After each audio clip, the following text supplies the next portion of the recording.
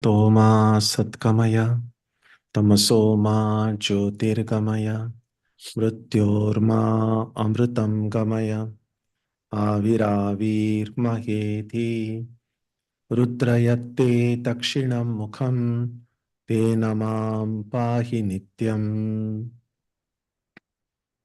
May the divine lead us from the unreal to the real, from darkness to light, from death to immortality. May the divine consciousness fill our hearts and protect us.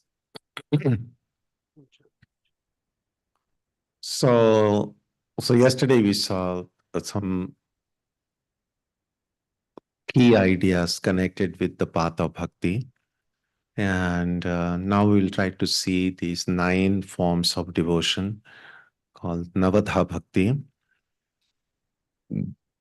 Although we'll today take a look at how it is presented in the Bhagavata, but it's good to keep at the back of our mind that these 9 forms of devotion, Navadha Bhakti, also has a reference in the Ramayana. So when Rama goes to the forest and meets Shabri, a great devotee, and so he imparts her a teaching, and there also they have the 9. Now these 9 and those 9 don't tally exactly. There are some overlapping, but there must be something with the number 9 because kind of you find it in 2 different texts. The Bhagavata story is fairly well known. It's the story of Prahlada, the great boy saint, as they sometimes referred to. So his father is a demon, is a Rakshasa, Hiranyakashipu. And it's interesting. Can we describe Hiranyakashipu as an atheist? He was not really an atheist, because an atheist doesn't believe in God, doesn't believe in the existence of God. He believed in the existence of God. He just saw God as his enemy. That's all. He didn't say God didn't exist. Otherwise, he had no one to fight for. If God didn't exist, then so he saw Vishnu as his enemy, because Vishnu was the people who worship Vishnu as God, as the divine, and he thought, I'm the all-powerful one. And so apparently we read that he had made a rule, nobody should even mention Vishnu, no mention of Vishnu anywhere. He was kind of, he was cancelled, we could say. And so he had 4 sons, and Prahlada was the 3rd, I think, in that line. And so clearly, in those days, there wasn't schools like the way we have today.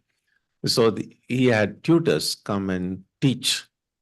And he had told these teachers that, yes, teach him everything that is needed to kind of inherit his father's legacy, but nothing about Vishnu. So such strict instructions, and periodically then the teachers would take the student to meet the father, and father could see what progress they were making.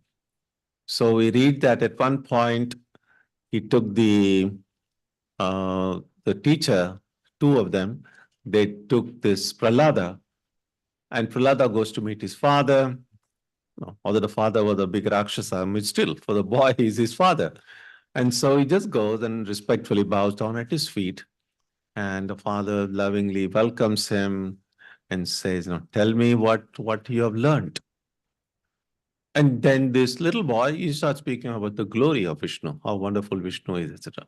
The father is furious. He calls the teachers and gives them a scolding. He said, I told you not to say anything about Vishnu to him. And the teachers are horrified also, because they never mentioned Vishnu to him.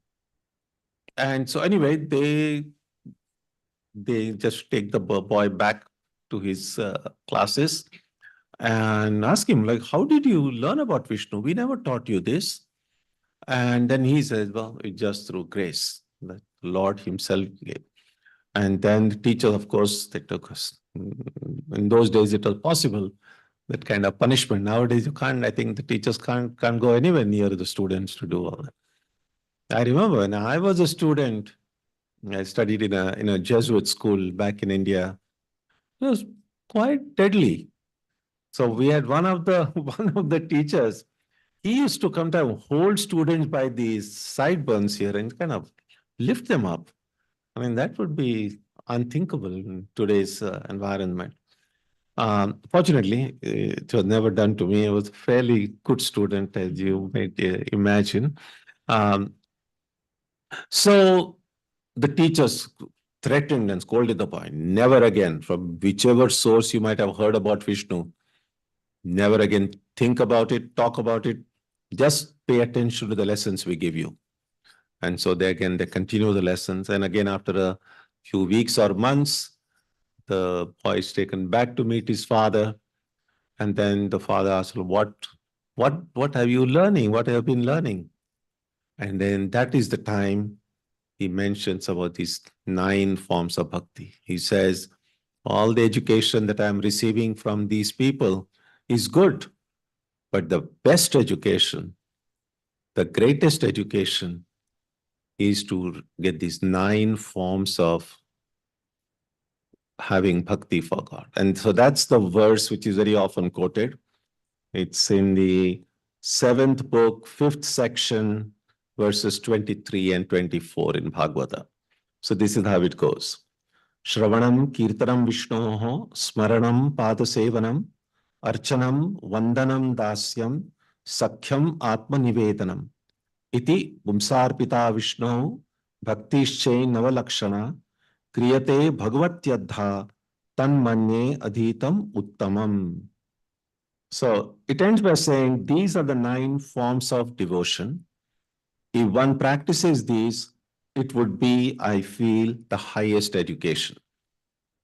So, and these 9 forms is what we will now see in the next few minutes. Translated together, they mean listening to the stories of Vishnu, singing his glories, remembering him, serving him, worshipping him, saluting him, doing all work for his sake, being his friend, and surrendering oneself to Vishnu.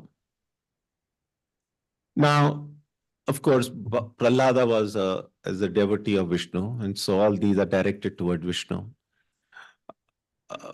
One of the characteristics of many of these forms of the divine in the Hindu tradition is that they have a very personal aspect. So, and each of these deities has lots of stories. It's a whole family history and all kinds of things. So a lot of mythology connected with each of these deities. But all of these deities can also be understood beyond their personal forms. In fact, even through their names. Now, Vishnu has a very specific deity living in Vaikuntha and all of that. But the word Vishnu in Sanskrit literally means the all-pervading one. So it's possible to see Vishnu as a personal deity, but every time the word Vishnu is mentioned, one need not automatically assume it's the deity living in Vaikuntha. In fact, Vishnu word occurs even in the Upanishads. Tad Vishnu Paramam Padam. Now, they're not necessarily referring to the Vaikuntha Vishnu, but Vishnu as the all-pervading reality. Similarly, Shiva, very, very specific personal deity, but Shiva also means the auspicious, the sacred, the good. So each of the deities has that both personal and the transcendent aspect connected with it. So here, although it's directed to Vishnu, we can substitute the word Vishnu with our own Ishta, our own chosen deity, recognizing that there is a saying, Yena kena prakarena manav krishnam niveshayet. The purpose of bhakti, the purpose of the 9 forms also described here, is in any way we can find, if we can keep the mind at the feet of one's own form, special chosen form of the deity, or in general at the feet of God. The mind has a is almost like a sponge. Wherever we put it, it absorbs the characteristics of that thing. And so if I want, and the way we think about the divine is in Sri Ramanuja's commentary, the divine is often referred to as Sakala Kalyana Guna Nilaya. Nilaya means an abode. Sakala, all. Kalyana Guna, all the auspicious qualities. If they all can be brought together in one place, that would be our understanding of the divine. Now, there is a lot that can be said about this, because normally when we think of the divine in personal form, we usually try to think of all the positive, good thing. God is an embodiment of all goodness, all justice, and not very different from the deity that one thinks of in the Abrahamic traditions. Everything that is Sakala Kalyana Guna Nilaya. The only tricky part there is that if all the God is the embodiment or the treasure house of all that is good and positive, then the question that comes, what happens to all the bad and the terrible things and where do they come from? And different traditions have tried to deal. I mean, it's so-called sometimes the problem of evil, the problem of suffering. And so either we have to invent a satanic figure, a devil, to do, because God does everything good, then there has to be somebody to take care of the evil. Or then you think about this whole idea of Maya, and then that good and bad being just both of them relative, in the sense that they belong to this plane of relative existence. And therefore, in that sense, if you look at it that way, God is not good. That doesn't mean God is bad, but God is beyond even the idea of good and bad. And therefore, associating everything that is good with God is a kind of limitation in some way. In fact, in the Kathopanishad, Nachiketa, when he asks Yama for teaching, it's very significant that he says, give me that teaching which is beyond good and evil. Give me the teaching which is beyond adharma, we can understand that, but even beyond dharma. And so it's good to kind of keep that at the back of the mind, how human mind, when it tries to grapple with the ideal, which we associate with good, the reality of evil around us, and try to understand what do we do with it? Where does it come from? And so on. So these 9 forms, let's try to take them one by one and then quickly. So first is called Shravanam, literally meaning listening to the stories of God. We know that listening plays a very big part in spiritual life. In fact, it usually begins with listening. If we look back at our own life, in some sense, people are, even among religious people, there are 2 levels you could say. One thing you could say something is like a religious piety, being a pious person, believing in God, visiting the mandir, temple now and then, trying to be as good as possible, observing all the festivals. That's good. But oftentimes that kind of remains at the level of a kind of a static piety. On the other hand, there is the other level of religiosity, which we could say kind of a dynamic form of spirituality, in which it's not just periodically going to a temple or offering worship and just feeling, okay, I've done something, but actively we're making an effort to kind of transcend these limitations, trying to figure out what's happening, trying to see whether any transformation is taking place inside. And so if we look back at our life and if we count ourselves among those people who are not just pious, but who are actively spiritual, then we might want to see, like, when did this part in my life start? When did it become, when did I start taking it very seriously? And oftentimes we will see that usually it could be because you heard about it somewhere, or it could be a chance conversation with a friend, or in a lecture, or nowadays, of course, through YouTube and social media and all of that. Um, or maybe you read about it in a book. But something, reading is a form of hearing. Hearing is not just this thing. Because even when we read, we're actually hearing it, hearing the words in our head. And so Shravanam includes all of that. So there are two ways of hearing. One is kind of a passive hearing. The other is active hearing. For instance, now let's see, many of the people who come to the Vedanta societies, they read from the Gospel of Ramakrishna, the Kathamrita. It's possible to read from that book, and clearly it's the record of conversations that Sri Ramakrishna had now, it's almost close to 150 years ago. And so it's possible to read that report, and it's a historical document. And so it's possible to see this is what Ramakrishna said to those people. And that's one way of reading it. And that would be kind of a passive reading, passive hearing, if you like. An active hearing of the gospel would mean we don't, because when we say this is what Ramakrishna said to those people at that time, we're acknowledging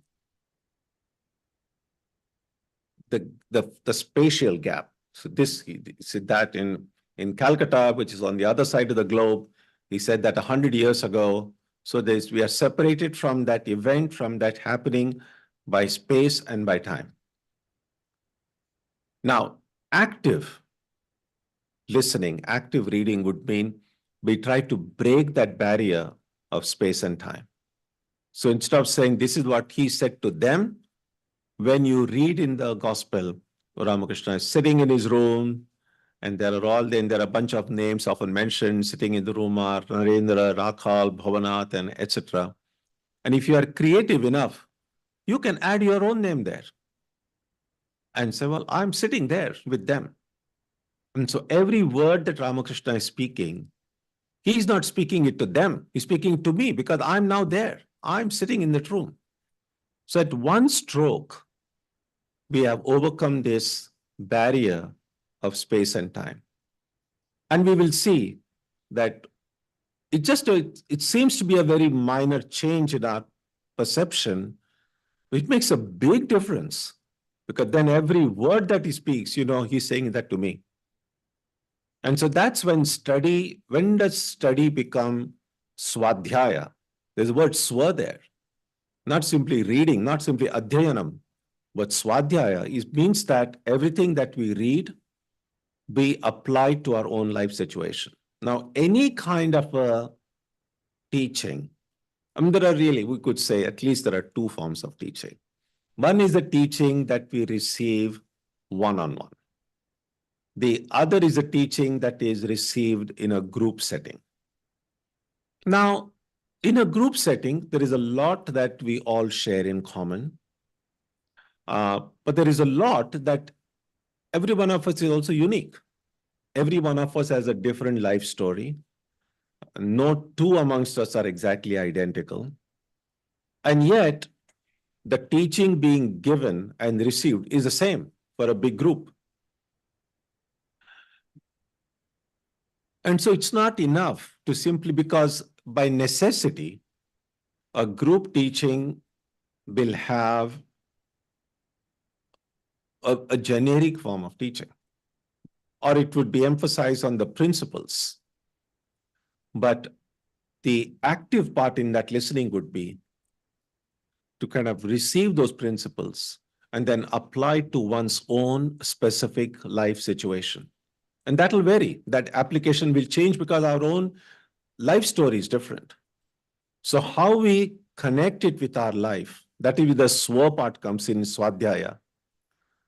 And then see that if this makes sense, then it's not simply acknowledging, oh, this is what he said is very, very good, very right. I agree with it. Ramakrishna doesn't care for our agreement with what he's saying.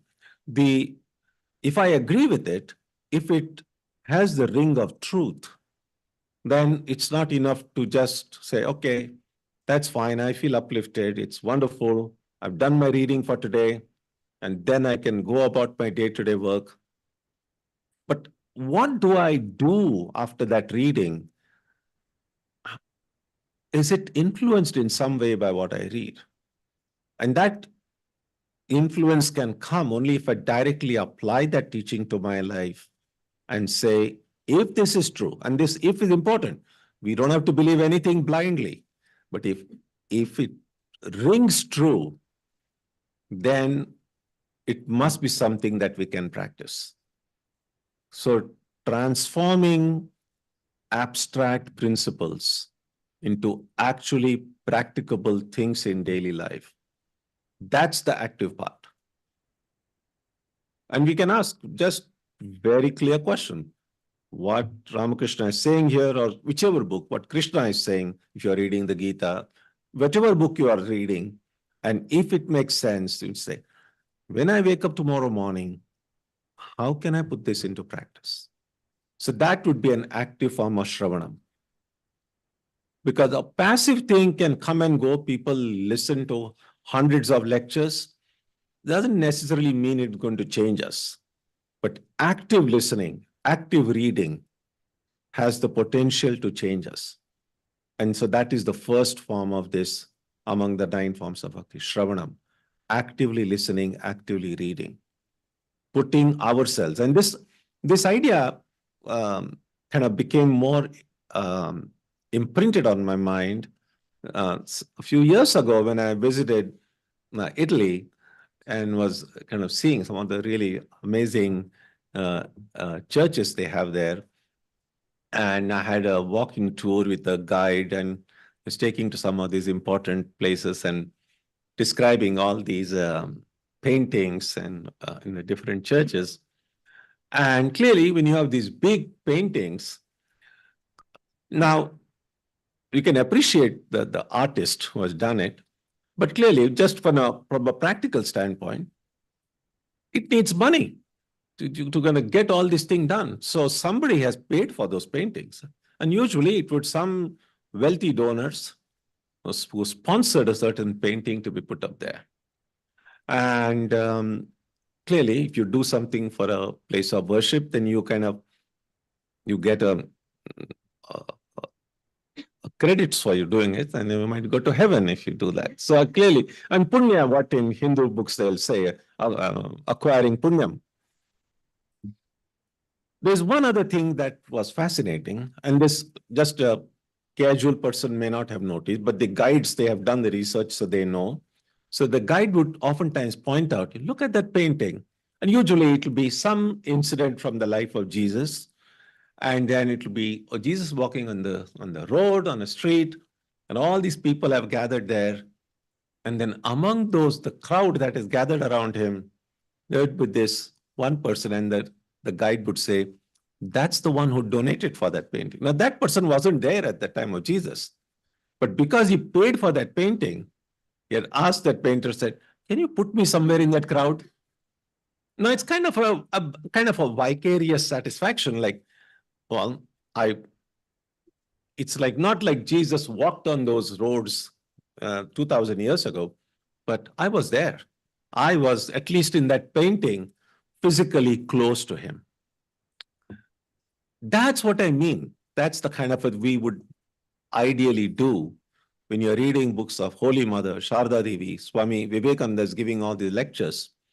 Picture yourself sitting in front of him, and then you hear the words more clearly. You hear them directly applied to you. So that's the way we can understand Shravanam, the way of actively engaging our mind in thinking, reading, hearing about the glories of God. The second one is Kirtanam, singing his glories. Oftentimes they say that through poetry, we often can convey ideas, thoughts, emotions, which often a prose is incapable of doing. And so music has that immense power to do what sometimes just ordinary prose cannot do.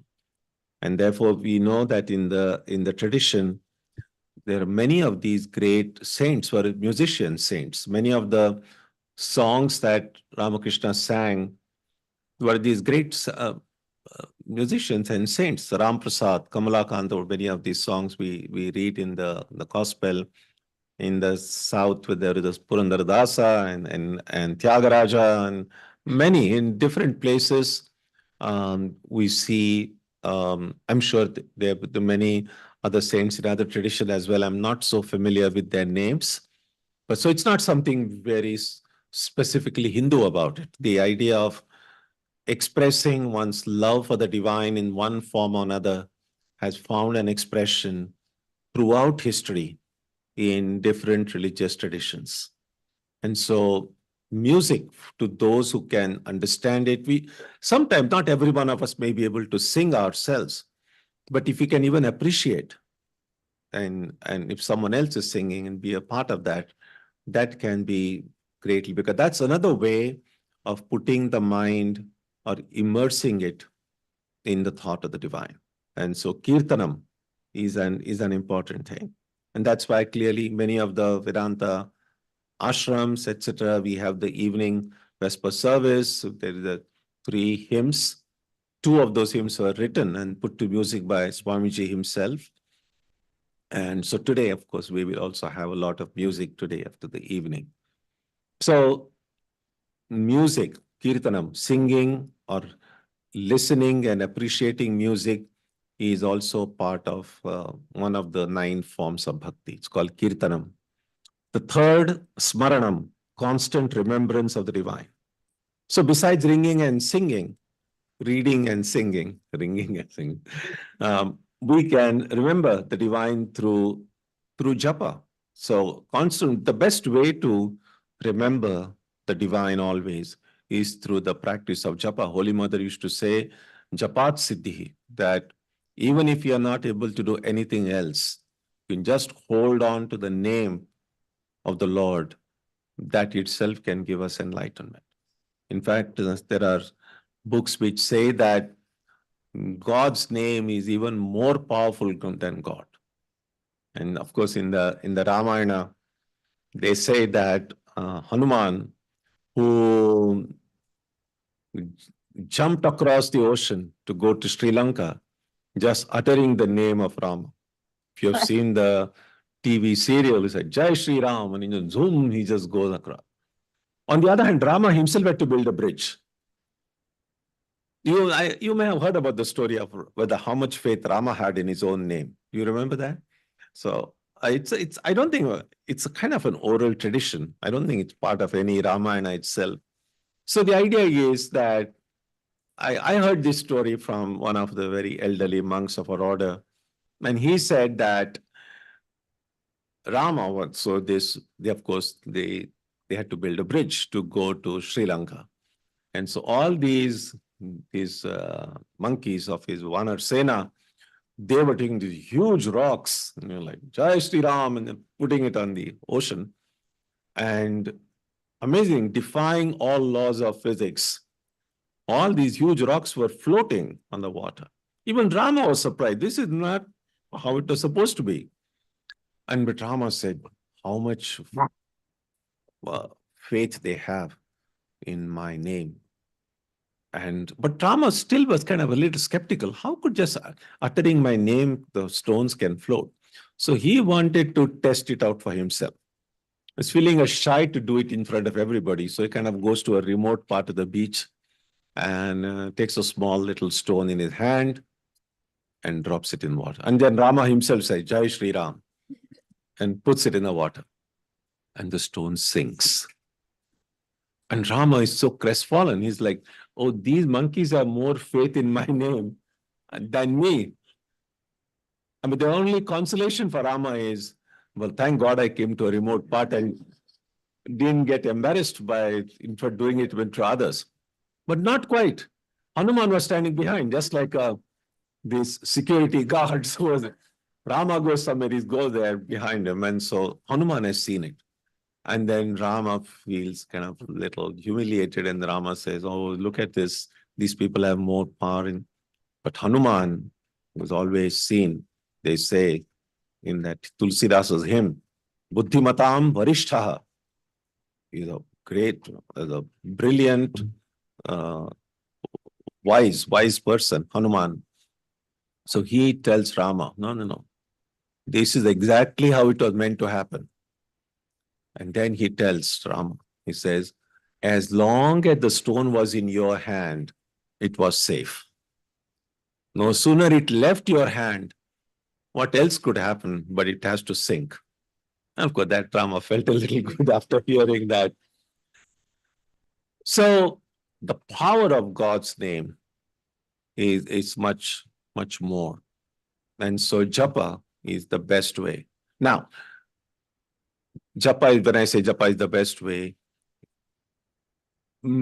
I mean japa when it's done in the way it ought to be done. Because it's possible that sometimes, what sound is coming? Oh, it's raining. Oh, okay, right. So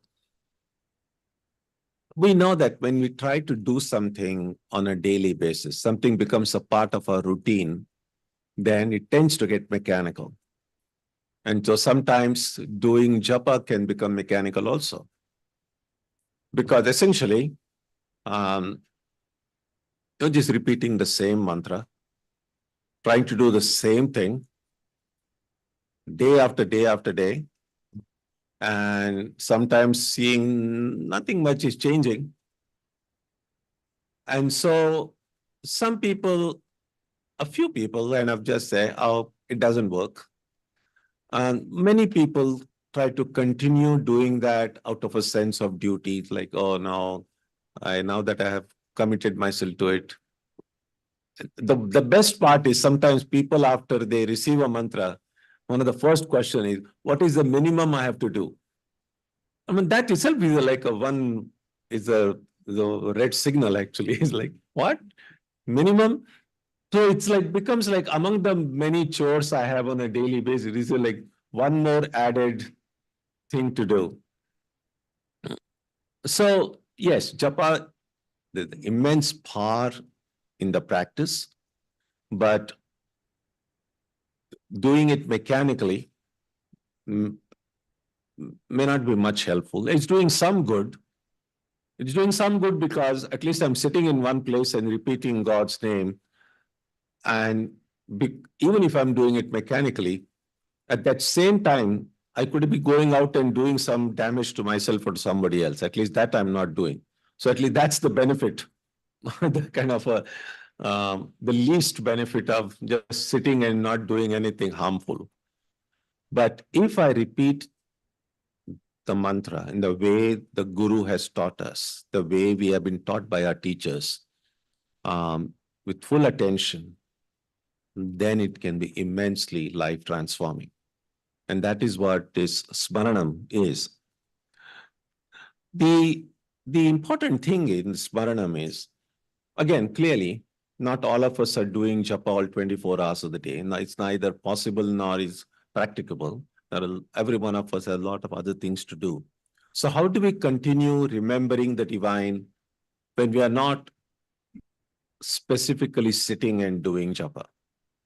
And the other way, clearly, is to find a way to connect everything that we do with the divine.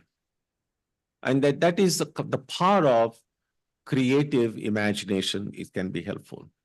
If somehow mind is a kind of instrument that thrives on association. So if I'm able to associate the things that I continually encounter in my daily life with God somehow, then everything will remind me of the divine. We know the association, for instance, those who have pets. So you have a bed for the dog and you're the toys that the dog plays with.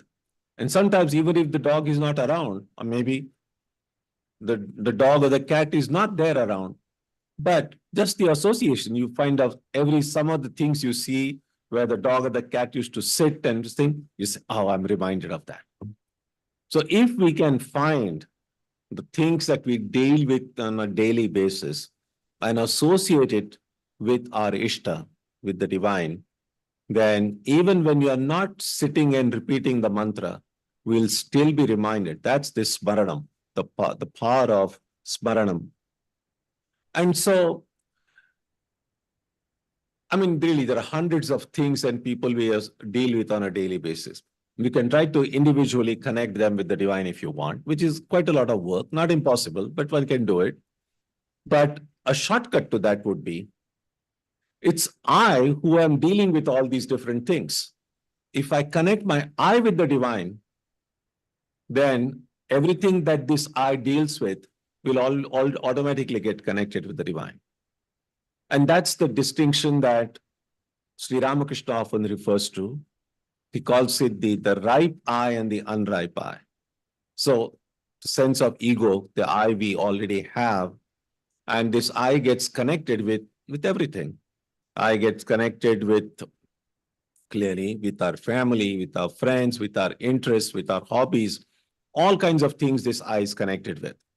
Now, one of the things for a devotee, for a bhakta, would be, how is my I connected with God? So if we can develop a personal relationship with God in some way, and it can be done in an impersonal way. I mean, the philosophical would be, the Lord is the infinite, I'm a part of the infinite, and some people may want to do that. But it kind of really thrives and flourishes when it becomes a little bit more personal. So when one thinks, let's say, for example, that I'm a child of Holy Mother, I'm a child of Ramakrishna, I'm a friend of Krishna, and so on. There are many different ways, and there is no one way of relating to the divine. So if we can kind of find a way of connecting my I with the divine, then among the many connections this I has with the hundreds of things in the world, there'll be one more connection, my connection with God. And as we saw yesterday, among the priorities, if this connection with God goes higher up, and I mean, there is such a thing as, which is my dominant I, if you like. By that I mean, it's like this. Oftentimes people have more than one credit card. And then you really, since you have those all cards are with you, you can really use any card you want. But over time, we might find that we tend to use one card more than the others. Usually the card that gives you some benefits, it gives you more miles or cash back or different incentives that they offer.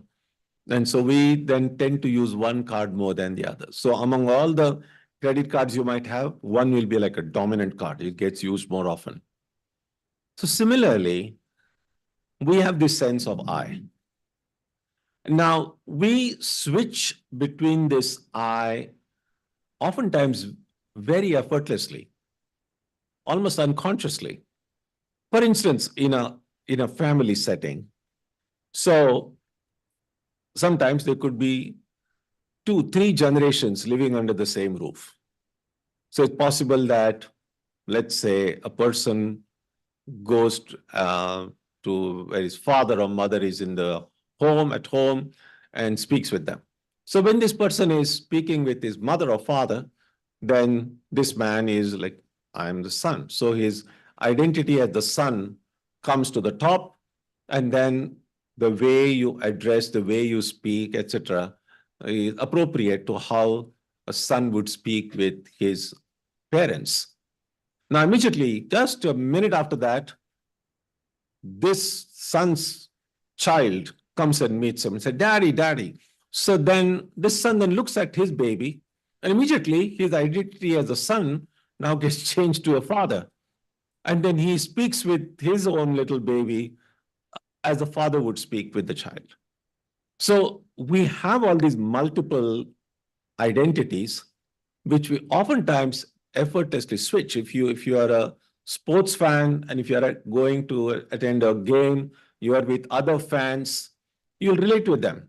That time you are doing it neither as a father nor as a son or a daughter or anything. You're doing it as a fellow fan, and so on.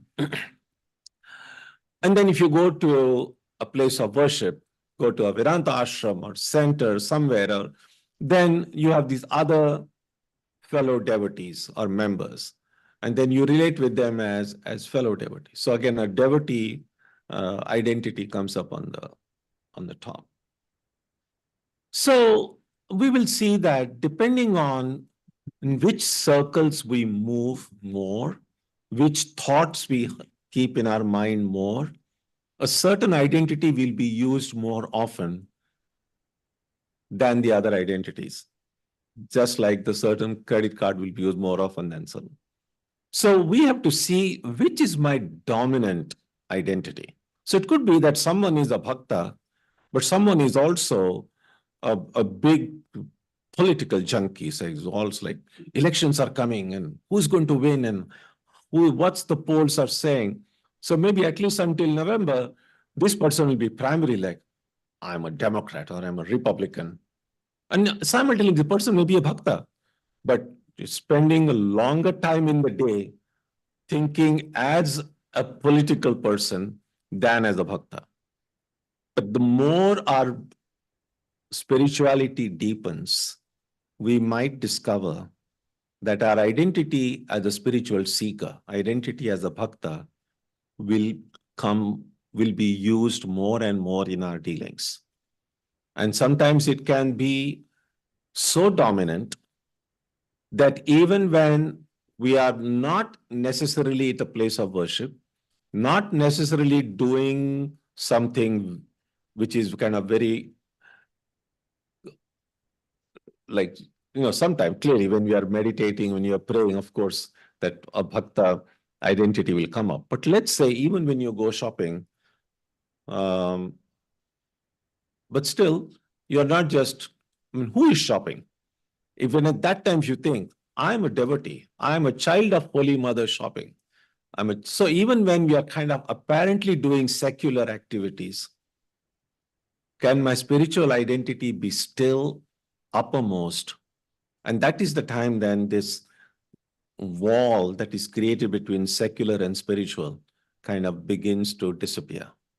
Otherwise, we just have, this is my secular persona, this is my spiritual persona, and never the twain shall meet. Then there's a problem at some point. And so that's about smaranam, constant remembrance. So developing this right eye, the eye connected with God. The fourth form of bhakti is padasevanam.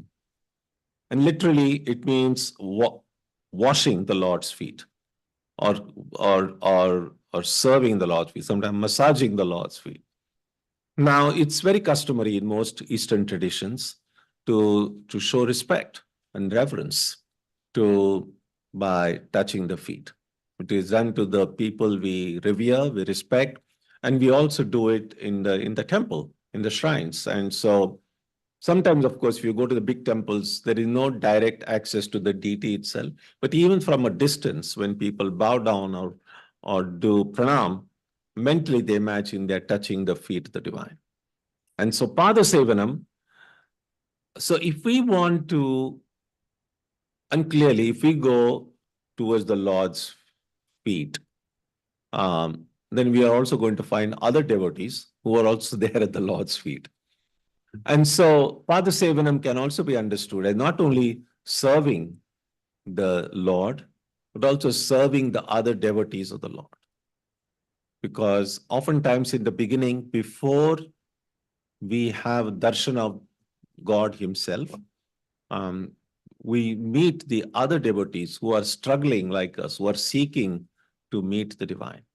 And so oftentimes trying to find or trying to remember that God is present in the hearts of people in front of me helps me then to open my own heart and then recognize the divine. So therefore, Pada Sevanam also includes serving the devotees of God.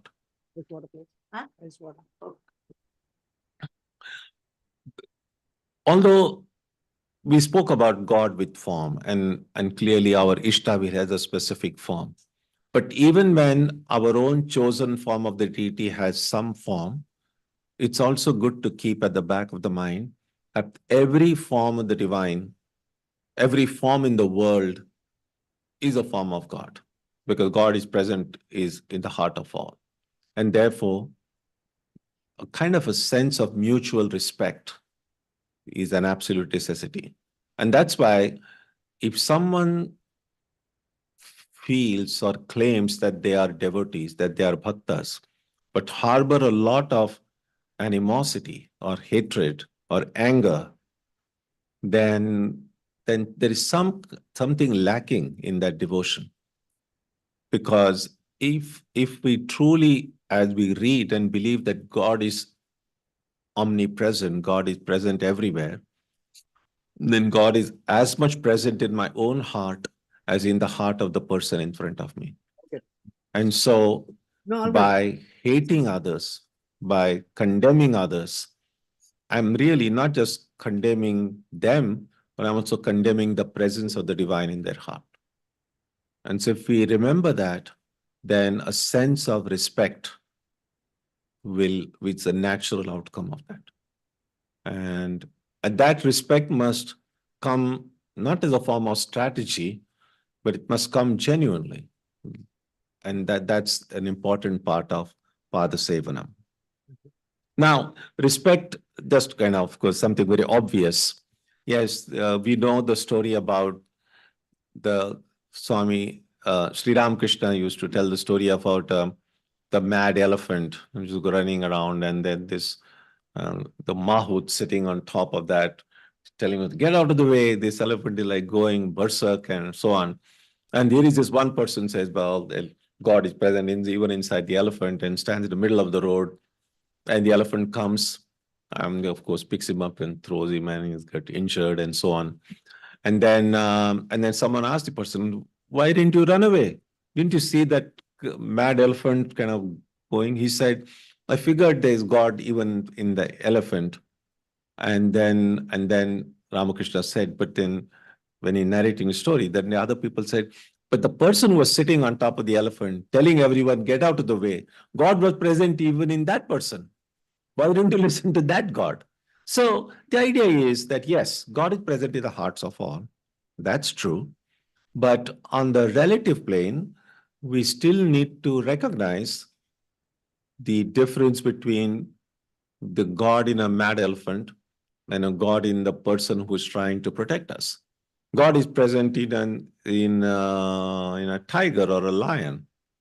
That doesn't mean you just go and hug the lion and a tiger, unless you know them well. Because clearly, a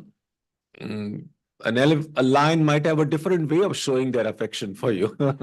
So recognizing this distinction on the plane in which we live, but still recognizing that God is present in all. Then the next one is called Archanam. Archanam, this is one Archana here. So Archanam really means ritualistic worship. Now, to put it briefly, sometimes it's helpful to see the role prayer, worship, and meditation play in our lives. Generally, the first thing starts with prayer. Prayer is a form of asking. When we want something, of course, when you're little babies, the person we go to is either our parents. They give us what we want when we were little. And we ask them because we know that they love us and they are capable of giving us what we want. Now, God is a father who loves us, and God is capable of giving anything. And so it's natural then, if you want something, we pray to God for that thing. So prayer is the most natural form of connecting with the divine. And prayer is a movement from the divine towards us, because we ask something for God and God gives it to us. Now, I believe that all prayers are answered, because sometimes people say, oh, I prayed and God didn't answer it. But no is an answer. So if I ask for something and I don't get it, means God answered it with a no. And that no doesn't mean that God hates me. No can be done out of extreme love. And all parents and grandparents know this.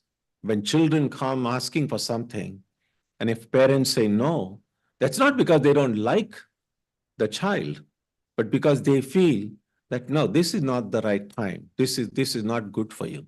So even when they say no, that no is done out of a great sense of love. And so all prayers are answered. So prayer is a movement from God to the devotee. Now, when we recognize that, and usually when a prayer is answered with a yes, we get what we want, then the natural response is to feel grateful. And out of gratitude, then we give. And so worship, if prayer is a form of receiving, worship is a form of giving.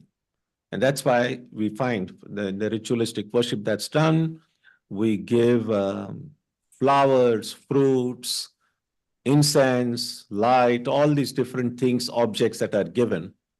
And ritualistic worship, sometimes there are 5 items that are given. So you call it panchopachara. Upachara is an item. Panchopachara puja. If there are 10 items that are given, you call it dashopachara puja. And then oftentimes there are 16 items that are given. It's called shodashopachara. So depending on how elaborately one wants to worship, all the number of items one wants to give, the worship can be either very short or it could be very elaborate. So prayer is a form of movement from the divine to the bhakta. Worship is a movement from the bhakta to God, because you are giving. But in both these things, prayer and worship, bring the two closer and closer and closer. And that's when meditation becomes an easy, natural, spontaneous practice.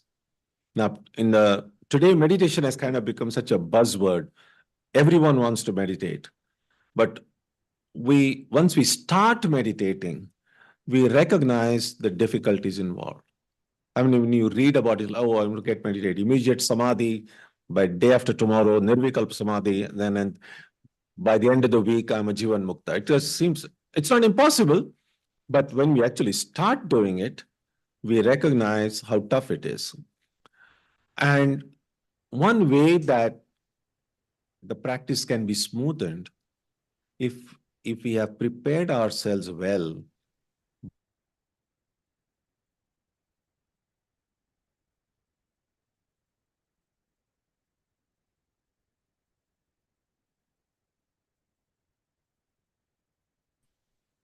and therefore it's helpful that in our daily practice, there is some role prayer plays into it.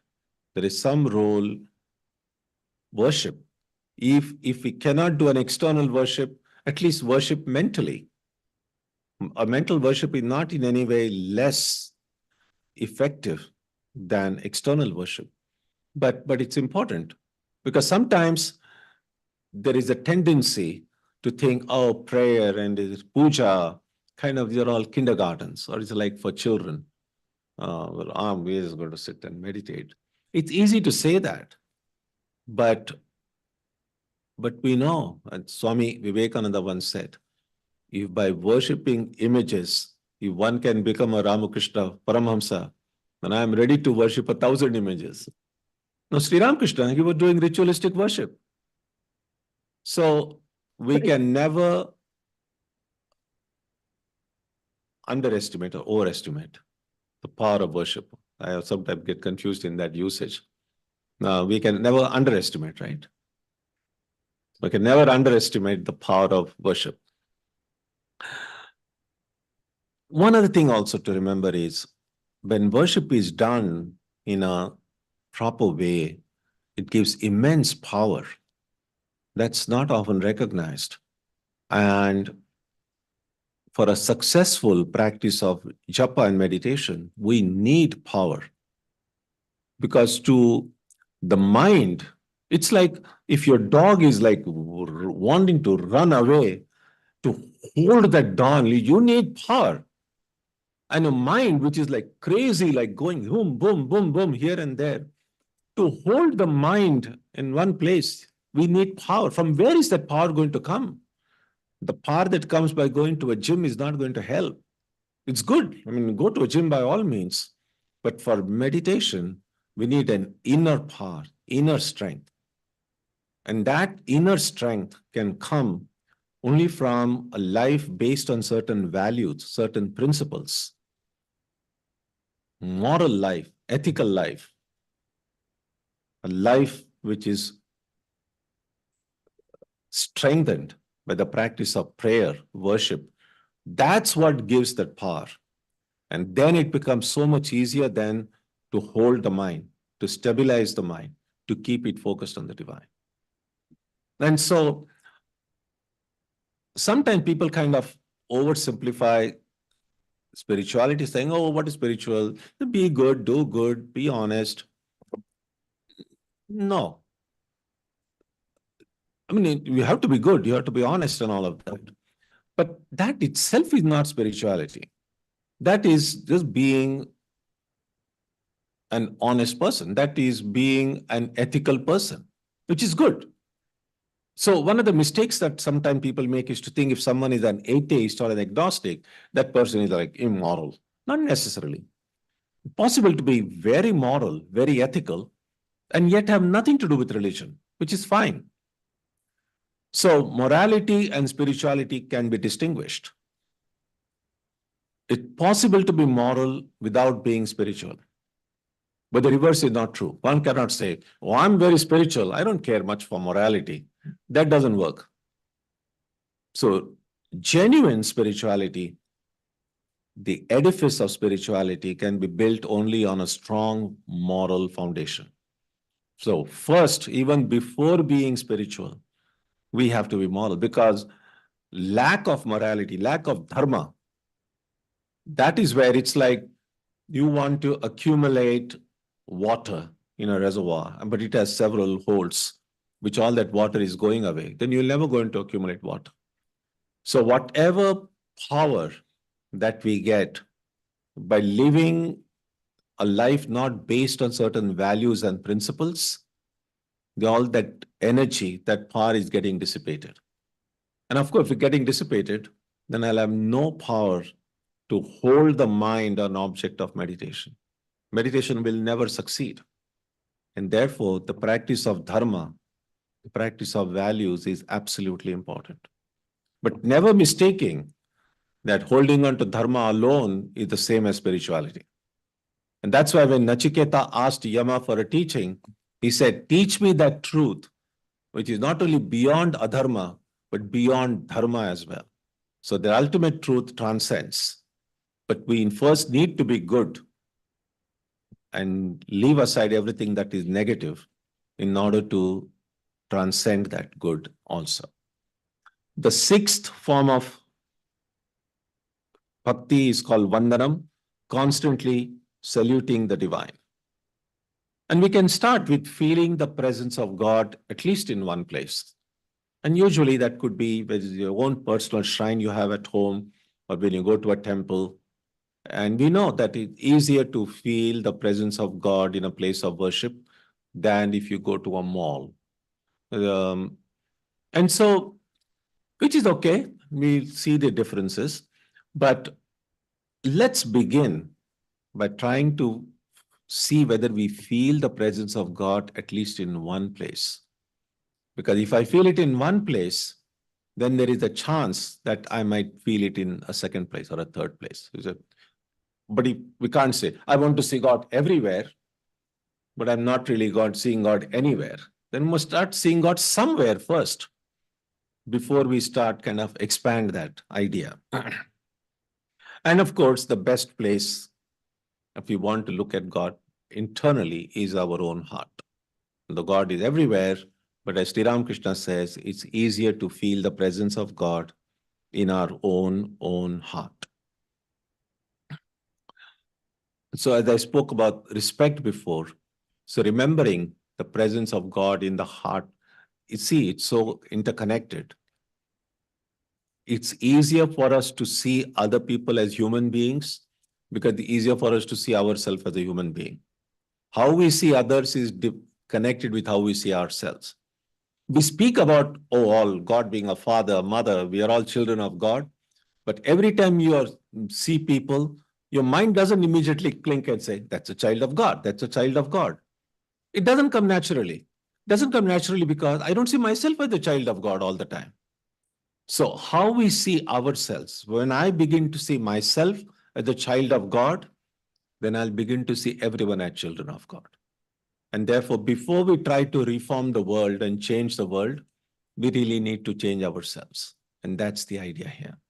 So constantly vandanam, constantly saluting the divine. One other thing to keep in mind though, I said we must feel the presence of God at least in one place. And clearly when we go to a temple and we go to before the altar, we bow down because we see the presence of the divine there. What does seeing the presence of God mean? Clearly, it's like seeing. So, or usually, because we are so eye-centric, it's like, I'm seeing God, I'm having darshan. But we don't think about the other side of it. When I go to a temple, not only am I seeing God, but God is seeing me too. That is often forgotten. Just think about it this way. Now we have Ramakrishna, Holy Mother, Swamiji sitting here. What we see now are photographs. If we think of them as photographs, then it will be possible to be sitting in this room and really just like being in any other room. But if we see no, Ramakrishna, Mother, and Swamiji are sitting there, really, they're not just photographs. And then what we do here, what conversations we have to ask ourselves, if Mother were sitting there really, would I be talking about this in front of her? Would I be saying this? That is what recognizing the presence of God means. That is what vandanam, constantly saluting the divine means. Not just kind of abstractly, oh, I remember God all the time. No. That if I remember God means I see the presence of God. And if I see the presence of God, God is seeing me. Even when I'm not seeing God, God is seeing me. Even when I'm not remembering God, God is remembering. Think about it this way. There's this whole thing about Big Brother and privacy. And nowadays, everyone is so conscious that we need our personal privacy. If you go to some government office or airport, if you go now, they have all these security cameras everywhere. Once you notice the camera, you know that it's being recorded. People become conscious. But if there is no camera, there is no thing. If you're just all alone somewhere, then you say, oh, now I'm completely free. So recognizing that you are never really alone, that even when there is no camera, God is always watching you, may make people uncomfortable a little bit because we want God. God is kind of a spiritual 911 service. We usually think of God as like only when there is trouble. Everyone goes, cries, oh God, do this for me, etc. But when everything is going well, when we are having a good time, sometimes God can be a hindrance. It's like, because it's like, oh, I'm just having a good time and you cannot really then feel so free if God is watching you all the time. On the other hand, remembering that God is seeing me all the time can be extremely strengthening. because then you know you are never alone, that you're always under the protective care of the divine. And that's one of the things as a bhakta we can ask ourselves. How often in the course of a day do I remember that God is seeing me? How often I am seeing God or feeling the presence of God, but how often do I remember that God is seeing me too? Actually, it's extremely protective. If we remember God is seeing us, it not only can give us that sense of protection, but it also will keep us more on our guard. Then the kind of things we might say or do, we might not do them if you know God is watching me all the time. And so it's really very helpful practice. Although, as I said, um, it could be uncomfortable. And so practice this at your own risk. And the seventh way of bhakta, way of the devotion, oh, you crossed our time, so I'd better hurry up. Or maybe what I could do, we still have tomorrow to do this. So maybe rather than rushing through these things, let's leave this seventh, eighth, and ninth. So today we'll just stop with six, Shraddha Bhakti, if you like, and then the remaining three we'll try to do tomorrow. So maybe just one or two small questions if you have before we close.